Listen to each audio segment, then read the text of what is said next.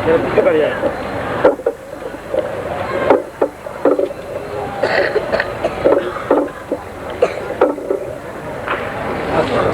باللہ من الشیطان الرجیم بسم اللہ الرحمن الرحیم. جناب عزت مآب مولانا عبدالغفور غفاری صاحب، صدر مرکزیہ پنجاب ٹیچر یونین، مہمانان خصوصی، میری طرف سے جو اشتہار جاری ہوا تھا اس میں میں نے جناب کمال الدین انور صاحب MNA صاحب اور خواجہ حافظ محمد داؤد سلیمانی MPA صاحب کو مہمانان خصوصی میں شمار کیا تھا، لیکن افسوس کہ آج وہ ہمیں نہیں ہے.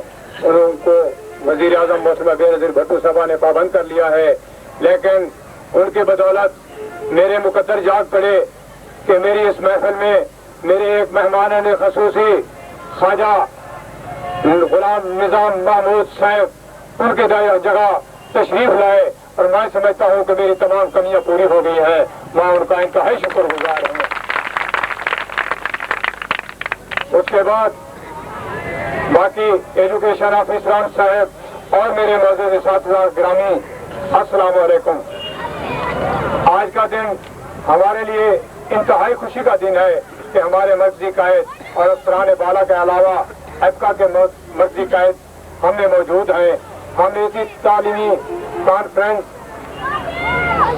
محض اساتذہ کے چند مطالبات پیش کرنے کے لیے اور اپنے درس سنانے کے لیے بلائی تھی، اور میں اس سے ایک چیز یہ بھی محسوس کر رہا ہوں کہ اگر وہ پہلے والے مہمان خصوصی ہماری اس محفل میں ہوتے تو وہ بھی سن لیتے، اور وہ ہمارے جو تکالیف وغیرہ تھیں وہ شاید اسمبلی تک بھی پہنچاتے. سنیے قسمت وہ اس میٹنگ میں نہ پہنچ سکے. اب میں اپنے ان تمام حضرات کا بےحد مشکور ہوں جنہوں نے اپنی گناہ مصروفیات اور قیمتی وقت کے باوجود ہماری اس تقریب میں شرکت فرما کر اعزاز بخشا، عزت افزائی کی. میں ان کا انتہائی مشکور ہوں. معزز حضرات گرامی، پنجاب ٹیچر یونین صوبہ بھر کے اساتذہ اور ایجوکیشن افسران سکیل نمبر 1 تا سکیل نمبر 19 کی وہ واحد نمائندہ تنظیم ہے جو ٹریڈ یونین ایکٹ کے تحت رجسٹرڈ ہے اور ان کے حقوق کی جنگ کے لیے برسر پیکار ہے. آپ کا نیاز مند کسی تنظیم کا ایک چھوٹا سا عہدیدار ہے، اور جب سے میں نے یہ ذمہ داری سنبھالی ہے میرے خیال میں نے اپنے اساتذہ کو اپنی طرف سے کبھی مایوس نہیں کیا اور نہ ہی کبھی مایوس کروں گا. بس میں اپنے منہ میں ابھی نہیں کرنا چاہتا. فیصلہ میں آپ پر چھوڑتا ہوں، آپ مجھے اچھی طرح سے جانتے ہیں. آخر میں اس اجلاس میں جناب صدر مرکزیہ پنجاب کے سامنے اور اپنے مہمانوں کے سامنے، افسران بالا کے سامنے چند قراردادیں پیش کرتا ہوں.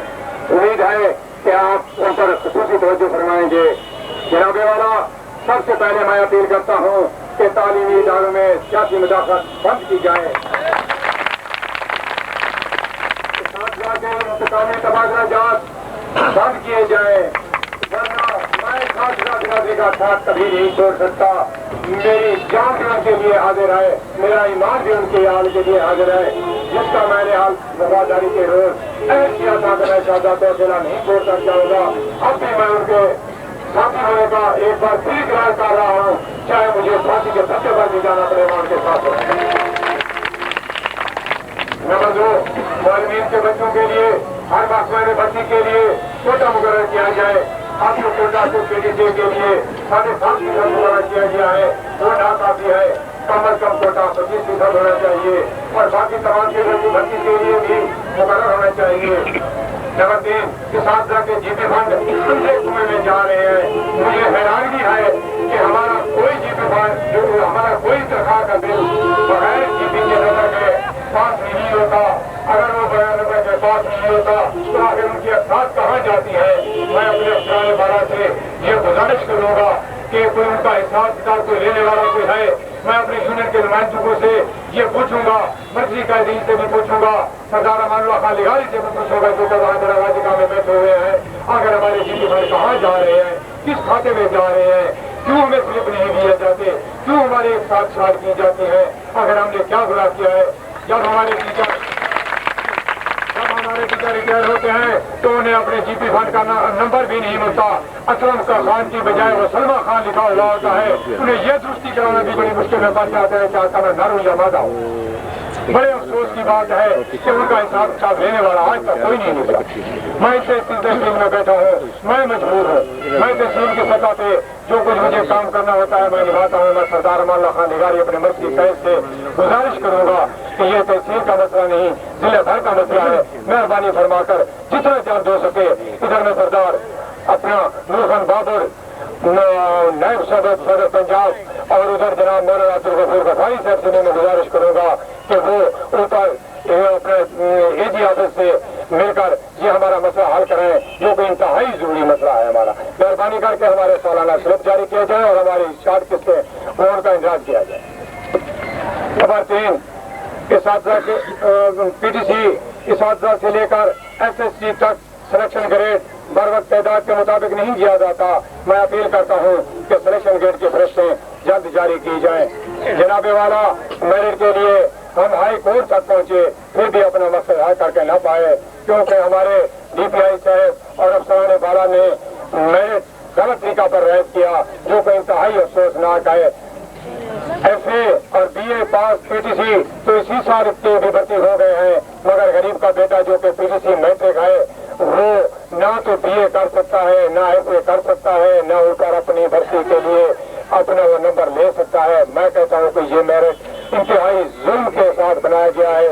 इस मेरिट को सिर्फ और कैंसिल कराया जाए और मेरिट साल वाइज मुकर्रर किया जाए, ताकि जितने गरीब के बच्चे मैट्रिक PTC है ऊपर तालीम हासिल नहीं कर सकते, वो ओपन मेरिट में नहीं आ सकते, उनका हक उन्हें मिले। और ये इंतहाई जरूरी इक़दाम है। मैं जनाब गफारी साहब की अपील करता हूँ तो मेहरबानी करके उस मेरिट को खत्म करें और साल वाइज मेरिट जारी करें। मैं अपनी मिसाल आपके सामने हूँ, ये मेरा बेटा आपके सामने खड़ा हुआ है। इसके तकर्री ख्वाजा गुलाम अपना ख्वाजा कमालुद्दीन अनवर साहब ने मेरिट की बुनियाद अपने कोटा की बुनियाद पर कराई थी। मैंने इसे वहाँ हाईकोर्ट में जाकर मुअत्तल कराया, बल्कि बर्खास्त करा के आया हूँ। आज तक ये बेरोजगार फिर रहा है। ये मिसाल मेरे सामने अपने खड़ी हुई है और ये मजदूरी कर रहा है। अभी मैं आपसे ये गुजारिश करूंगा कि मेरिट ईयर वाइज होना चाहिए, साल वाइज होना चाहिए। चाहे मेरे बेटे को 10 साल तक नंबर ना मिले कोई परवाह नहीं है, लेकिन गरीबों का नंबर तो आ जाएगा। मैं आपसे ये गुजारिश करूंगा कि हमारा ये मेरिट ईयर वाइज होना चाहिए। पहाड़ी इसातिज़ा कराम को मुद्दा से एक अलाउंस मिल रहा है 75 रुपए। मैं समझता हूँ कि ये मुझे हैरानगी है कि ये कहाँ की फिक्सेशन है कि तमाम पहाड़ी एरियो को देखा जाए, उधर कहुटा में देखा जाए, उधर इस्लामाबाद एरिया में देखा जाए, उधर मरी में देखा जाए, उधर बलूचिस्तान में देखा जाए कि तमाम पहाड़ी इसातिज़ा को अच्छे खासे अलाउंसेस मिल रहे हैं। मेरे अंदाजे के मुताबिक 300 के करीब उन्हें पहाड़ी अलाउंस मिलता है, जबकि हमारे पहाड़ी इसातिज़ा को सिर्फ 75 रुपए अलाउंस मिलता है। ये उस वक्त की बात है जबकि नोटिफिकेशन हुआ था कि आपको 15% मिलेंगे, पहाड़ी अलाउंस मिलेंगे, और उस वक्त इसातिज़ा के कराम 500 रुपए थी। तो उस 500 की निस्बत से 75 रुपए उन्होंने फिक्स करके दे दिए। तनख्वाहें बढ़ती रही, महंगाई बढ़ती रही, पहाड़ी अलाउंस वहीं का वहीं धरा रह गया। मुझे हैरानगी है कि ये नोटिफिकेशन कब तक ये कायम रहेगा।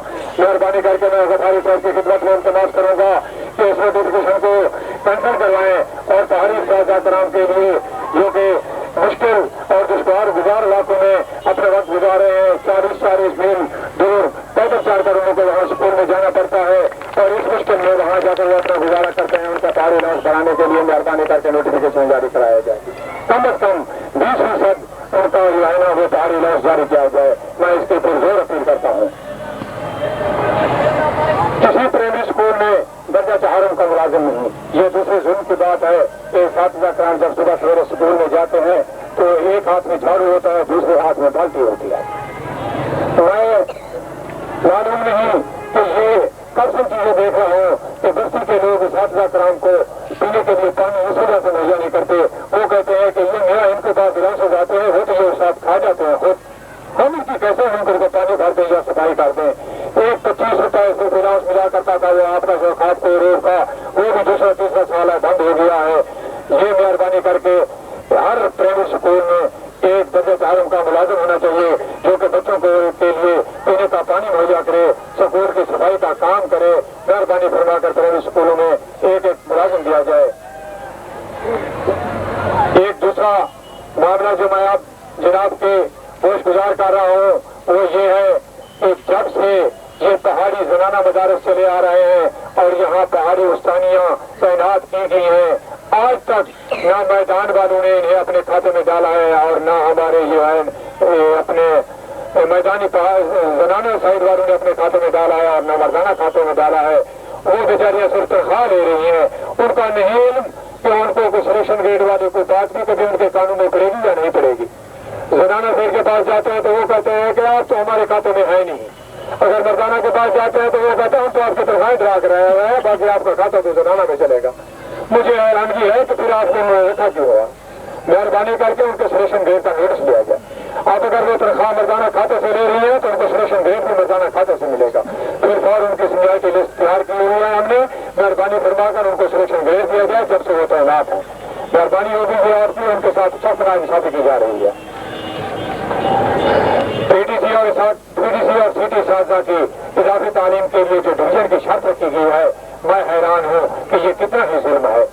एक सीटी उस्ताद 361 नंबर लेकर सेकंड डिवीजन ले लेता है, उसे तो 14 स्केल दिया जाता है, और एक सिटी टीचर 360 नंबर लेता है, वो 1 नंबर से रह जाता है, उसे 3rd डिवीजन मिलती है, उसे 14 स्केल मिल जाता है, वो वहीं धरा रह गया। 9 स्केल में 5 स्केलों का फर्क रह गया। बीए वो भी है, बीए वो भी है। एक सिटी उस्ताद है, उन्होंने सेकंड डिवीजन में ऐसे बात कर ली, वो 9 स्केल में चला गया। दूसरा है, उसे 2 छुट्टियां दे देते हैं, 9 स्केल से 7वें स्केल तक रह गया। ये पहले 7 में सिर्फ 2 स्केलों का फर्क था। पीटीसी 7वां स्केल लेता था, सीटी ओटी और ये हजरात जो थे 9 स्केल लेते थे। इन इलाकी तकनीकों से 5 स्केलों का हमें उन्होंने आपस में इम्तिहान चर्चा किया, हमारे साथ उन्होंने पटाबाजी पकड़ दिया, हमें लड़ा दिया है। हमारे साथ उन्होंने जो नाइंसाफी की है, इन पर बेहतरीन तरीके से और जैसा भी हम सोच सकते हैं, मेहरबानी करें ये इम्तियाज जो करता गया उसे कि आसान तरीके से खत्म कराएं, और ये 3rd डिवीजन वाली शर्त, जो 2nd डिवीजन वाली शर्त, ये भी खत्म कराएं। जिन्होंने बीए पास कर लिया है उन्हें 2nd डिवीजन है, अगर वो 3rd डिवीजन है उन्हें 14 स्केल दिया जाए। ऐसे अगर वो 1st डिवीजन है, या 2nd डिवीजन है, या 3rd डिवीजन है, 3rd डिवीजन है, जो भी है उसको भी 9 स्केल दिया जाए। मेहरबानी करके इनकी ये शर्त भी खत्म कराई जाए। ये अपील भी मौलाना अब्दुल को भारी शर्त से बता रहा हूँ। ओटी और एटी साधना के स्केल में जो इम्तियाज करता गया है, उनको आपस में लड़ा दिया गया है। एक आदमी है, ओटी है, वो कल से अपने ये तालीमी और तदरीस में मसरूफ है, तो वो भी वही चीज पढ़ाता है, एटी से भी उसी चीज पढ़ाता है। ओटी से को 9 स्केल, अगर वो सिलेक्शन ले तो उसे 12 स्केल, एटी से को 14 स्केल दिया गया है। ये सख्त नाइंसाफी है। इनका जो इम्तिहान रखा गया है उसे भी मेहरबानी करके खत्म कराएं। इनका जो है ना खसूसी नोटिस लिया गया। एलिमेंट्री एजुकेशन में तमाम इंतजामी उर्दों पर पीटीसी, एएसवी और सीटी साजा को तैनात किया जाए। जिस दिन से ये पंजाब टीचर्स यूनियन रजिस्टर्ड हुई है, चली आ रही है, पहले भी ये हमारा निजाम रहता था, अब भी हमने बड़ी कोशिश की है कि हम अपना निजाम एलिमेंट्री निजाम करना करवाएं।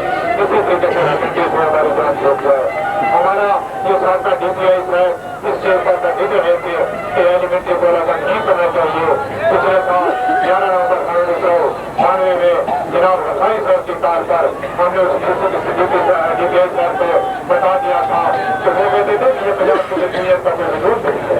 अगर कोई टीचर्स यूनियन है तो उसे बैठ नहीं रहता है। हमें किसी यूनियन से इतराफ नहीं है, बेशक है मानते हैं और तंजीम ज्यादा से भी मानता है। मैं कहता हूँ कि जिस यूनियन ने अपना सिक्का बनवाया है वो सिर्फ पंजाब टीचर्स यूनियन है। आज भी आपके सामने, कल भी आपके सामने और उस साल भी आपके सामने, और इंशाल्लाह ये यूनियन कायम रहेगी। हमने उस प्रेसिडेंट से बता दिया था कि आपका ऐसा गलत है, हम अपना एलिमेंट्री का तालुका करके रहेंगे, और उसी दिन जनाब रफाई साहब ने उनसे बता के रहा कि एलिमेंट्री खाता रहता होगा। अब हमारा एलिमेंट्री खाता रहता हो गया, जब रहता हो गया एलिमेंट्री खाते में से पीटीसी साहब को भी हक मिलना चाहिए। एक मैट्रिक पास अलग पसंद किया जाता है, सोचने की बात है, वो तो सबसे बेहतर जाता है, रिटायर होता है। एक छोटे जो टीचर मैट्रिक चाहे वो बीए के लिए हो गया, अगर मेहरबानी हो सके तो जनाब बुखारी सर को मैं अपील करूंगा कि ये पीटीसी साहबा, एसवी साहबा, सीटी साहबा जो बेचारे वहीं के वहीं धरे रह जाते हैं, इनके लिए ये इंतजामी पोस्टें क्रिएट की जाए और इनका हक हो जाए। किसी प्राइमरी स्कूल में बच्चों के लिए पैसे के लिए कोई काम नहीं,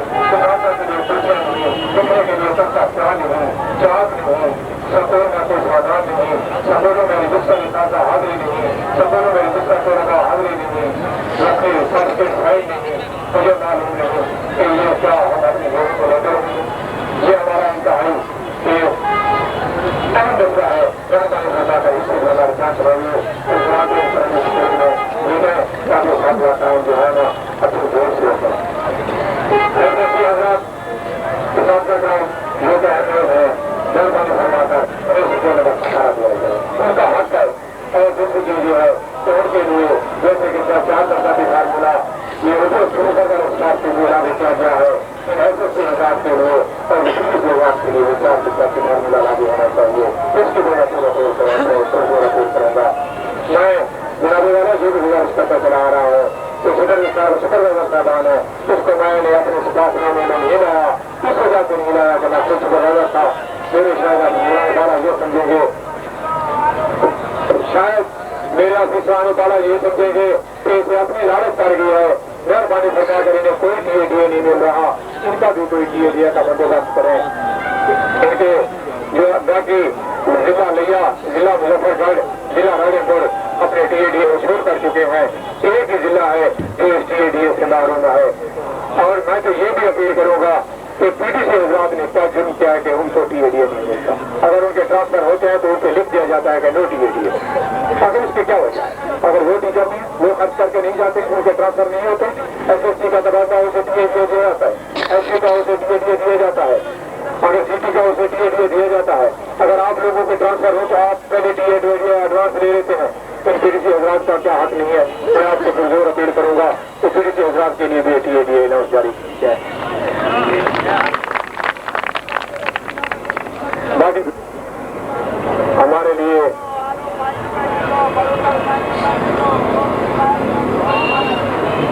ये भी वही चीज है जो कि मैंने जनाब के आगे पहले पेश की हुई है। बहरहाल मैं आपसे गुजारिश करूंगा कि वो कहते हैं कि एक एसएससी हेडमास्टर प्रमोट करने के लिए गैर कबलियत की शर्त नहीं होनी चाहिए। यानी ये एसएससी हजरात को जो कहते हैं कि अगर एमडी कोई होगा तो उन्हें आगे प्रमोट किया जाएगा, करना वही का वही रहेगा। मेरे ख्याल में मेरे समझ में तो यही आ रहा है, ये बिना इंसाफी है। दूसरी चीज ये है कि मुझे एक रिटायर्ड मुदर्रिस साहब आज जो कोटे दूसरे तशरीफ आए हैं, उन्होंने आकर मुझे कहा है कि हम रिटायर हो गए हैं, क्या हमने जुर्म नहीं किया, हमने सारा सरफरोश किया है, हमें बहबूद फंड से कुछ नहीं दिया जाता, मेहरबानी करके हमें बहबूद फंड से मेडिकल इलाज और बाकी जो मराहत हैं वो मेहरबानी करके हमारा नोटिफिकेशन जारी किया जाए और हमें वो चीजें देनी चाहिए। ये तो था मेरा सिद्धार्थनामा जो कि मैंने जनाब की खिदमत में पेश किया। अब मैं अपील करूंगा एक बार फिर, मैं इस हादसा करार से ये गुजारिश करूंगा कि मुझे इंतहाई अफसोस है कि पिछले दौर में इसी सियासी हालात के पेश नजर मैं आखिर इस चौक पर भूख हड़ताली फटे पर आकर बैठा था। वो कसूर मेरा नहीं था, वो कसूर आपका था। आप ही हजरात वहां जाकर सियासतदानों की वोट में जाकर बैठे थे और उन्हें कहा था कि हमारे तबादला कराएं। एक उस्ताद मुझे उधर खेलता था, वो कहता था कि क्या मेरा हक नहीं है इस कसूर में।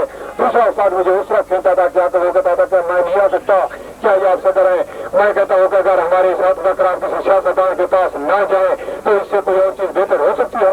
मैं समझता हूँ कि हमारे साथ करार के लिए मैं गुजारिश करूंगा कि अपने स्कूलों में आराम से बैठे। मैं उन हजरात से भी अपील करूंगा कि जो के घर से दूर बैठे हैं, वो मुलाजमत करते हैं, वो मुलाजिम चाहे उन साझा से पूछे जो कि पीटीसी किए हुए हैं और घर से बाहर फिर रहे हैं। मेहरबानी करें इन सियासतदानों के पास ना जाए। वो आपके नाम नहीं जानते कि कौन सा उस्ताद कहाँ खड़ा हुआ है, कि कौन सा उस्ताद कहाँ काम कर रहा है। मेहरबानी करें आप दरखास्त अपने ऑफिसर साहबान को दरखास्त है कि हमें वहाँ मुश्किल पेश है। जैसे पहले मामला चल रहा था, ऑफिसर साहबान खुद स्कूल में जाएंगे, आपके एईओ साहबान है, आपके डीईओ साहबान है, आपके डायरेक्टर साहबान है, वो आपकी तालीमी काबिलियत देखेंगे। अगर आप स्कूलों में काम करेंगे तो आपकी बेहतरीन कारकर्दगी के पेश नजर आपको वहाँ रखा जाएगा। अगर आप नहीं करेंगे तो मैं उन हजरात से ये अपील करता हूँ कि जो लोग घर में बैठे हुए काम नहीं करेंगे हम उनको यहाँ से मैं निकालूंगा और आपको वहाँ से मैं लूंगा। खुदारा आप सियासतदानों के पास न जाएं, आप उनको तंग ना करें। उनको तंग करने के लिए इस हादसा पर वोट करता है, इस हादसा के नाजायज तबादले होते हैं। फिर आप कहते हैं कि आपको फला आदमी ने वोट दिया था, उसे निकालो, मुझे नहीं आओ। अब ये कहाँ के ना इंसाफ है? मैं यही गुजारिश कर रहा हूँ कि अगर आपको 10 साल हो गए उस तस्वीर में तो मैं कहता हूँ आप सियासतदानों के पास न जाए। वो हाल हमारे पास है। मैंने अभी आपसे गुजारिश किया है कि वो हमारे एईओ साहबान और डीओ साहबान उनका माना करेंगे। नहीं सर, आपके लिए कोई जगह नहीं। मैं आपकी नुमाइंदगी कर रहा हूँ। अगर मुझे नुमाइंदा آپ نہیں مانتے تو پھر آپ باہر جائیں. سر میں گزارش کرتا ہوں سر میں گزارش پہلے میں آپ سے گزارش کر گیا ہوں کہ آپ کا حق دیا جائے گا. کیا آپ اسی آدمی پہ آئیں گے جس نے ووٹ نہیں دیا؟ پھر میں کہہ رہا ہوں کہ جس کا وقت ناٹ ہوگا وہاں آپ کو لائیں گے. باقی جناب میں آپ سے یہ گزارش کروں گا کہ آپ اپنا کام کریں, سکولوں میں بیٹھ کام کریں. اب میں جناب اے سی صاحب شیخ محمد اسلم صاحب کا تہ دل سے شکر گزار ہوں کہ انہوں نے اپنی مصروفیات کے باوجود بھی ہماری اس محفل میں شرکت کی. ایک بار میں انہیں خوش آمدید کہتا ہوں. میرے ساتھیو کرام, یہ تھے آپ کے مسائل جو کہ میں نے یہاں پیش کر دیے ہیں, اور اس کے بعد میں آپ سے اجازت مانگوں گا. ہاں, ایک یہ بھی میں آپ سے گزارش کر رہا ہوں, آپ نے مجھے ووٹ دیے تھے, آج میں آپ کی عدالت میں پیش ہوں. اگر آپ مجھے نہیں چاہتے تو میرا استعفیٰ یہاں موجود ہے, میں نے لکھا ہوا ہے, اور میں غفاری صاحب کی خدمت میں ابھی پیش کرنے کے لیے تیار ہوں. میں آپ کے لیے لایا تھا اور صرف آپ کے کہنے کے لیے آیا تھا. باقی مجھے کوئی غرض نہیں ہے اس صدارت کی, کوئی گنجائش نہیں ہے. کوئی مجھے مترادہ بنا کر بناتے ہیں آپ تو انشاءاللہ میں آج ہی سے آپ کی صدارت سے ریٹائر ہونے کے لیے تیار ہوں.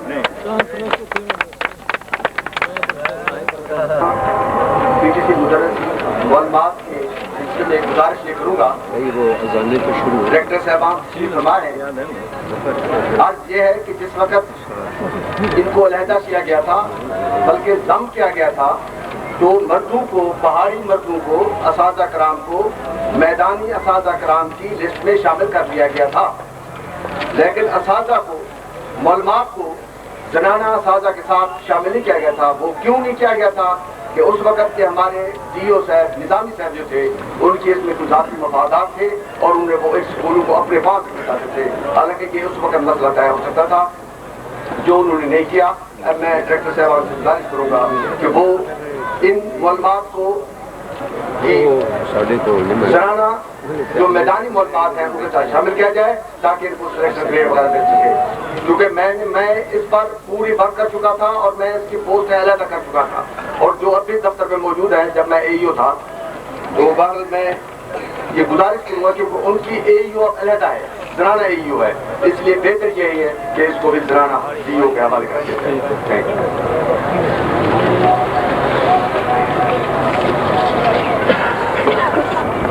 جناب ایڈیشنل صاحب,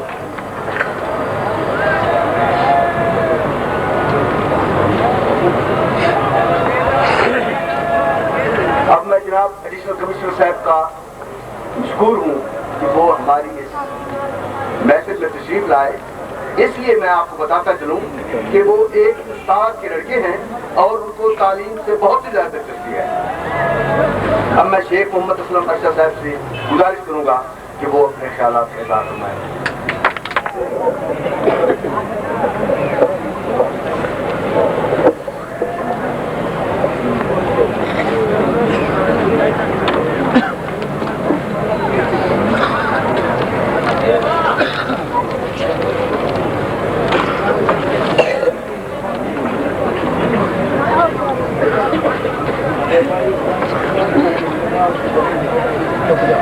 صدر ذی وقار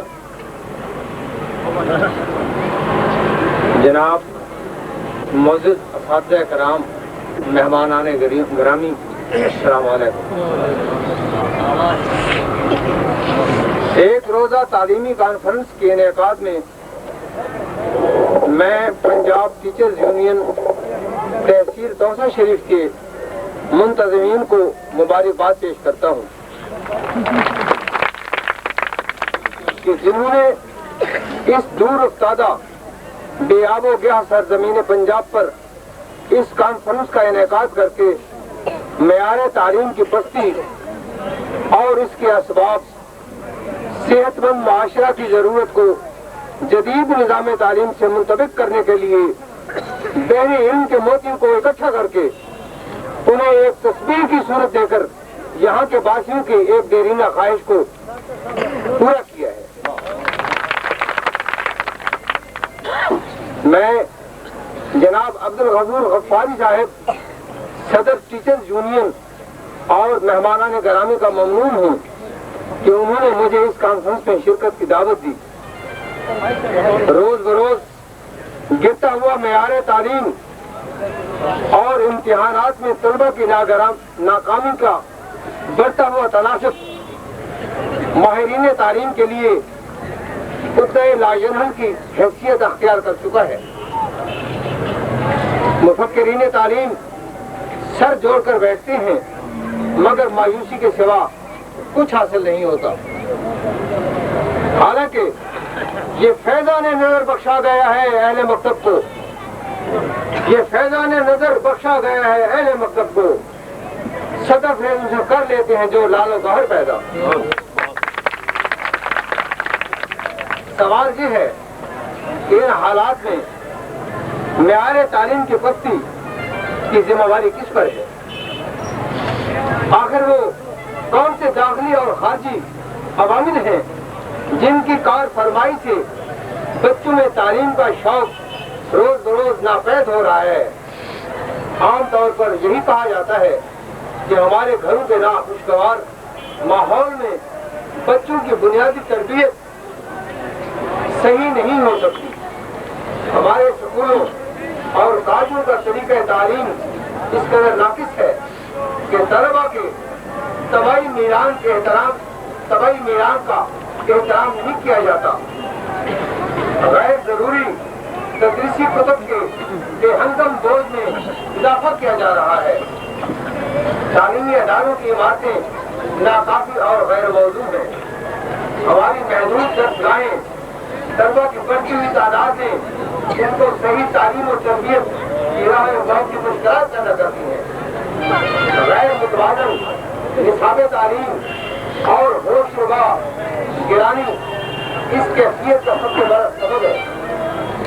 یہ بھی یاد رہے کہ تعلیم کے اصلاحی تقاضوں کی تکمیل کے سلسلے میں والدین اور اساتذہ کے طرز عمل کو جو بنیادی حیثیت حاصل ہے اسے کسی صورت میں نظر انداز نہیں کیا جا سکتا۔ حقیقت یہ ہے کہ ان کے متوازن انداز فکر اور مناسب اشتراک عمل کے طلبہ کی جملہ تعلیمی مشکلات کا حل تلاش کیا جا سکتا ہے۔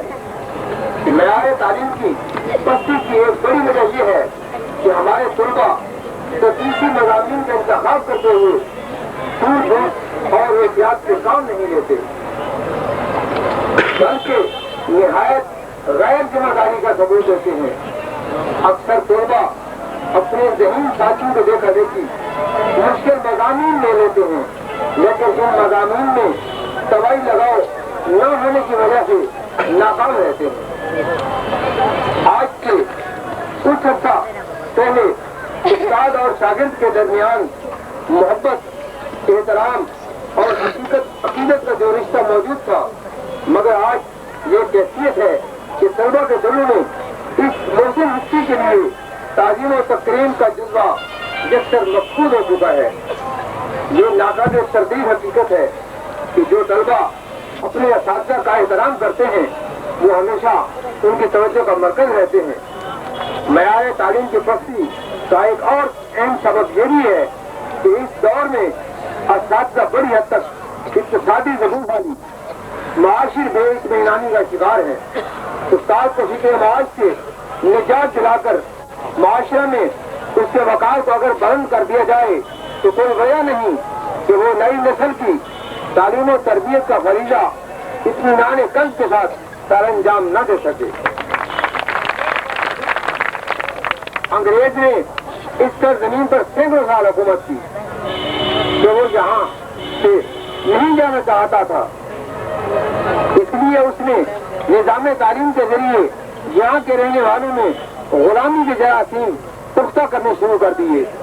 تعلیم و تدریس کا ایک ایسا خاکہ تیار کیا کہ جس کے تحت قومی جذبہ حب الوطنی اور اقابی روح کے نوجوان بیدار نہ ہو سکے، بلکہ صورتحال یہ ہوئی اقبال نے کہا خود بدلتے نہیں قرآن کو بدل دیتے ہیں، وہ کس درجہ فقیہان حرم بے توفیق۔ ان غلاموں کا یہ مسلک ہے کہ ناقص کتاب کہ سکھاتے نہیں مومن کو غلامی کے طریق۔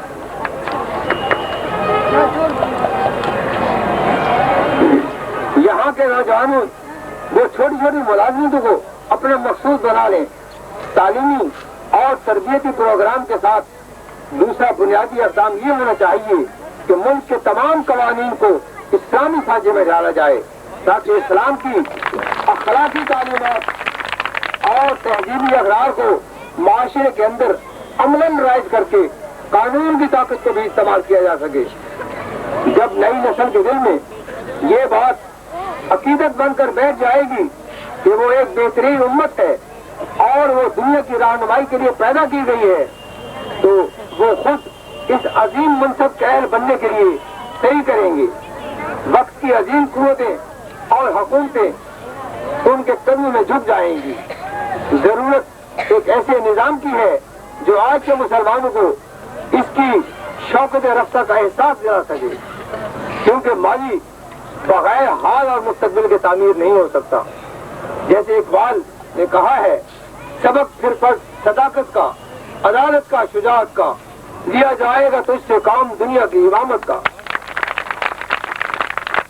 نسل نو کے ہر فرد کو ایک انقلاب آفرین مبلغ ہونا چاہیے اور اس نسل کو تعلیم دینے والے کے دل میں کیسا سوچ، کیسی طرف اور کیسا جذبہ ہو، اس کا آپ خود اندازہ کر سکتے ہیں۔ گویا جب تک معلم خود سراپا عمل اور صاحب کردار نہیں ہوگا، نظام تعلیم کا کوئی سا خوبصورت خاکہ بھی رنگ و روپ نہیں لا سکے گا۔ پاکستانی طلبہ کو اس تاریخی حقیقت سے آگاہ رہنا چاہیے کہ یہ خطہ پاک ہم نے اسلام کے نام پر حاصل کیا تھا۔ اگر یہاں اسلامی اقدار حیات کو فروغ نہ دے سکے تو ہماری تمام تر ذمہ داریاں اور ترقیاں ہمارے لیے کھلے خسارے کا باعث اور موجب ہوں گی۔ تعمیر ملت کے سلسلے میں ہمارے طلبہ کی بہت بڑی ذمہ داری ہے کہ وہ اپنے دل و دماغ کو اسلامی سیرت و کردار کے سانچے میں ڈالے اور ہماری اور ہادی برحق کی تعلیمات کو اپنے علم و عمل کی بنیاد قرار دیں تاکہ یہ خطہ صحیح معنوں میں اسلامی مملکت بن سکے۔ پاکستان زندہ باد۔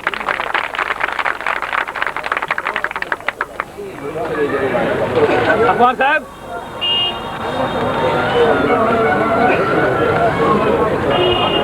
جناب نور خان صاحب بابر، نائب صدر پنجاب اسٹیٹ یونین صوبہ پنجاب سے گزارش کروں گا کہ وہ تشریف لائیں اور انشاءاللہ۔ معزز مہمان، نان گرامی اور میرے اساتذہ کرام، السلام علیکم۔